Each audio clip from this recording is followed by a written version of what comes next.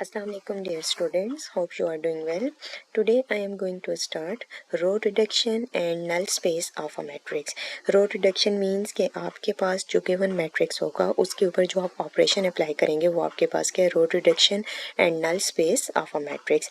तो सबसे पहले डिफाइन करते हैं कि आपके पास लीनियर ट्रांसफॉर्मेशन क्या है. A linear transformation is a function between two vector spaces that preserves vectors addition and scalar multiplication. Linear transformation basically आपके पास क्या है. A linear transformation is a function between two vector spaces that preserves vectors addition and scalar multiplication. A linear transformation changes vectors from one vector space to another without breaking the basic rule of vector addition and scalar multiplication. Linear transformation basically आपके पास क्या करता है, changes करता है vectors को from one space to another without breaking the basic rules of vector addition and scalar multiplication. तो आपके पास जो गिवन प्रॉब्लम है वो आपके पास क्या है. प्रॉब्लम में आपके पास गिवन है linear transformation from R4 to R3 defined by the matrix. We solve the homogeneous system. Ax is equal to 0 using row reduction to determine the solution set. सबसे पहले जो आपके पास गिवन जो मैट्रिक्स है Ax वो आपके पास क्या इक्वल टू 0 है. आपके पास जो सॉल्यूशंस आएंगे like Ax is equal to 0 तो homogeneous system of equations given है. अब आपके पास इसके लिए मैट्रिक्स गिवन है. समटाइम्स आपके पास सिस्टम ऑफ इक्वेशंस भी गिवन हो सकता है, उसको आप कन्वर्ट करते हैं इन मैट्रिक्स फॉर्म. यहाँ पर आपके पास मैट्रिक्स गिवन है और जो गिवन मैट्रिक्स है वो आपके पास क्या है, नंबर ऑफ रोज आपके पास 3 और नंबर ऑफ कॉलम्स आपके पास 4 है.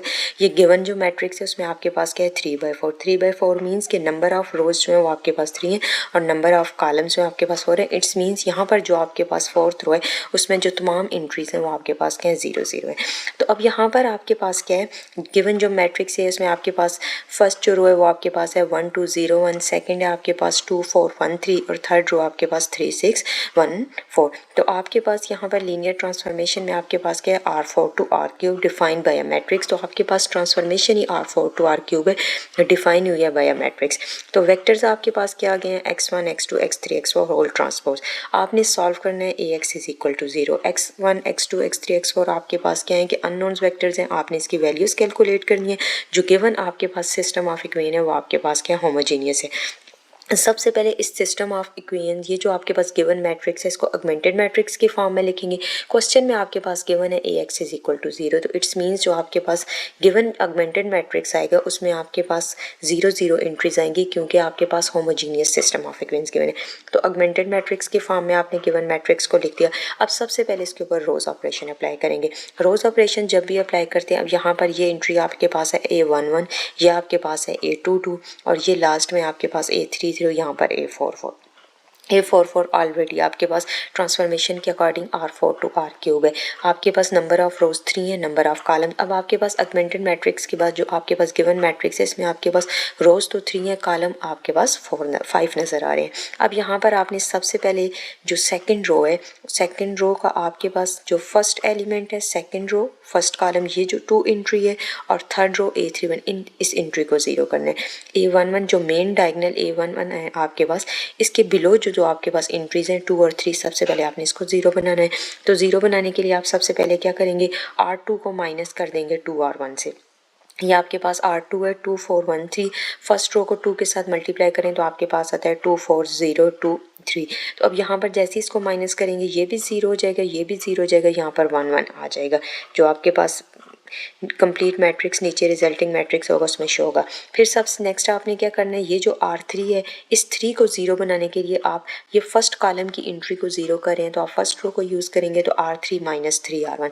तो जब आप R3 माइनस 3 R1 करेंगे तो अगेन आपके पास ये 3 भी 0 हो जाएगा, ये 6 भी 0 हो जाएगा. तो रिजल्टिंग जो आपके पास मैट्रिक्स है वो कुछ इस शेप में आ जाएगा 1 2 0 1.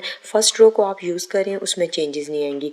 आपके पास चेंजेस आएंगी सेकंड रो और थर्ड कॉलम क्योंकि आपने R2 माइनस 2 R1 किया और R3 माइनस 3 R1 तो आपके पास ये दोनों रोज सेम आ गए हैं 0 0 1 1 0 0 1 1। आपके पास जो गिवन सिस्टम है वो होमोजीनियस है, तो आपके पास जो कांस्टेंट कॉलम मैट्रिक्स है उसमें 0 0 एंट्रीज आ गई हैं। नेक्स्ट आपके पास क्या है, एलिमिनेट करते हैं रिडंडेंट रो। अब आपके पास सबसे पहले जो आपके पास रिडंडेंट रो होती है वो आपके पास क्या होती है, a redundant row in a matrix is a row that can be written as a linear combination of other rows of the matrix. Such a row does not add any new information to the system. अब आपके पास सबसे पहले वो कह रहे हैं कि हमने एलिमिनेट करना है रिडंडेंट रो को स्टेप 3 में हमारे पास। तो रिडंडेंट रो आपके पास कौन सी रो होती है गिवन मैट्रिक्स में, जिसको आप राइट कर सकते हैं as a linear combination of other rows. Linear combination में आप गिवन वेक्टर्स को कैसे लिखते हैं कि आपके पास लीनियर कॉम्बिनेशन के केस में आपके पास स्केलर्स भी आ जाते हैं। Such a rows does not add any new information to the system.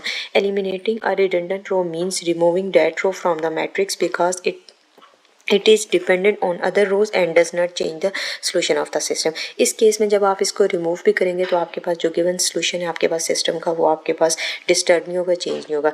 If one row of a matrix can be obtained by adding or multiplying other rows then that row is redundant unnecessary and can be eliminated। अब आपके पास उस रो की ज़रूरत नहीं है तो आपके पास उसको आपने एलिमिनेट कर दिया। तो आपके पास एलिमिनेशन के केस में आपके पास सिंपल क्या आ जाता है कि R3 जो रो है आप उसको माइनस कर दें R2 से। तो आपके पास जैसे ही माइनस करेंगे तो ऑटोमेटिकली ये आपके पास जो लास्ट रो आ गया वो आपके पास क्या आ गया 0 0 आ गया।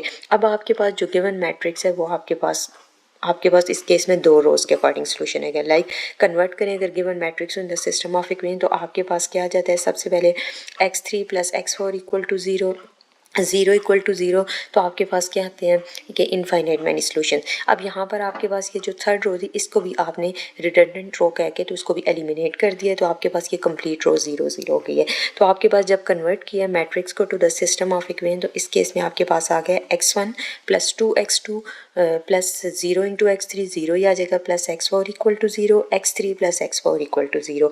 अब नेक्स्ट में आपके पास यहाँ पर देखें कि आपके पास जो गिवन सिस्टम है वो होमोजीनियस है। तो नॉन ट्रिवियल सोल्यूशन के लिए अब सबसे पहले variables x2 and x4 do not correspond to pivot columns therefore they are free variable. Let suppose कर लेंगे कि आपके पास x2 को सपोज कर लेंगे x2 को आपने सपोज कर लिया free variable s and x4 को आपने वेरिएबल सपोज कर लिया t। अब यहाँ पर x2 के लिए सपोज किया वेरिएबल s और x4 के लिए आपने t किया। देन x1 आपके पास किसके इक्वल आएगा, x1 आपके पास आ जाएगा x2 की जगह पे s आ जाएगा और x4 की जगह पे t आ जाएगा। तो x1 आपके पास आ जाता है -2s - t। ये आपके पास x1 जो वेरिएबल है उसका सोल्यूशन आ गया है। अब नेक्स्ट आपके पास x3 किसके इक्वल आ जाएगा, x3 की वैल्यू फाइंड करने के लिए आपके पास क्या x4 आपने t सपोज किया है तो x3 आपके पास आ जाएगा -t। x3 आपके पास क्या आ गया -t। तो अब जो जनरल सोल्यूशन आ गया उसमें क्या x1 आपके पास आ गया -2s - t, x2 आपके पास आ गया s, x3 आपके पास -t और x4 t। अब यहाँ पर आपने x2 और x4 को आपने जनरल फ्री वेरिएबल सपोज किया s और t, तो उसके अकॉर्डिंग आपके पास सोल्यूशन आ गया। अब आपके पास वेक्टर्स फॉर्म में कैसे लिखेंगे x = -2 1 0 0। अब यहाँ पर आपके पास -2 1 0 0 s + t आपके पास इसके अकॉर्डिंग देखें यहाँ पर आपके पास जो -2 1 0 0। अब यहाँ पर -2 कैसे है, क्योंकि यहाँ पर आपके पास -2 1 0 0 इसलिए है कि आपके पास x -2 1 0 0 और +t -1 0 -1 1। तो आपके पास जो गिवन वेक्टर्स है उसमें अगर आप देखें तो आपके पास जो सॉल्यूशंस इसके अकॉर्डिंग आए हैं। ये आपके पास है x1 + 2x2 + x4। x1 आपके पास क्या है -2s - t, x2 आपके पास क्या है सपोज किया हुआ है s, x4 आपके पास क्या है t है और नेक्स्ट आपके plus t into -1 0 -1। This solution that the solution space null space of a vectors is spanned by the vectors -2 1 0 0 and -1 0 -1 1। By applying row reduction, we determine the null space of a matrix A. The solution contains two free variables, indicating that the null space is two-dimensional। अब आपने जो दो variables थे आपके पास आ जाता है x2 और x4, उसके लिए आपने फ्री वेरिएबल्स सपोज किए तो उससे आपके पास जो इंडिकेट क्या कर रहा है कि जो आपके पास नल स्पेस है वो आपके पास क्या है टू डायमेंशनल स्पेस है। जब आपने लास्ट थर्ड रो को भी आपने रिडंडेंट रो कंसिडर करके एलिमिनेट कर दिया, उससे आपका सोल्यूशन डिस्टर्ब नहीं हो, तो आपके पास जो नल स्पेस है वो आपके पास के 2 डायमेंशनल स्पेस। अब यहाँ पर आपने जैसे इसको वेक्टर्स की फॉर्म में लिखा तो वेक्टर्स की फॉर्म में ये आपके पास एस किसको शो कर रहा है, x2 को शो कर रहा है, और टी आपके पास शो कर रहा है x4 को शो कर रहा है। लाइक आपके पास सोल्यूशंस की फॉर्म में आपके पास x2 और x4 को आपने सपोज किया s और xt उसको आपने सपोज किया है t, तो आपके पास आ गया -2 1 0 0, और यहाँ पर आपके पास t के अकॉर्डिंग आपके पास -1 0 -1 1। अब यहाँ पर आपके पास उसके अकॉर्डिंग, क्योंकि s के अकॉर्डिंग जब आपने s को अकॉर्डिंग सॉल्यूशंस लिखे ना, तो s के एक वेरिएबल आ गया -2 और एक 1 और 0 0, और यहाँ पर t के अकॉर्डिंग अगर सॉल्यूशंस लिखें तो t को कॉमन लेके -1 0 -1 1। आपने यहाँ पर ये जो वेक्टर्स की फॉर्म में सॉल्यूशन लिखे ना, इसके अकॉर्डिंग आपके पास यहाँ पर 2 वेरिएबल यूज़ हो रहे हैं s और t। पहले आपने s को कॉमन लिया है तो आपके पास उसका कांस्टेंट -2, यहाँ पे 1, यहाँ पर s क्या है 0 × s 0 0, और फिर जब आपने t के अकॉर्डिंग लिखा तो उसके अकॉर्डिंग। अब यहाँ पर देखिए सोल्यूशन स्पेस के अंदर 2 आपके पास s और t, तो आपके पास जो vectors -2 1 0 0 and this is spanned by the vectors. Thank you so much for watching.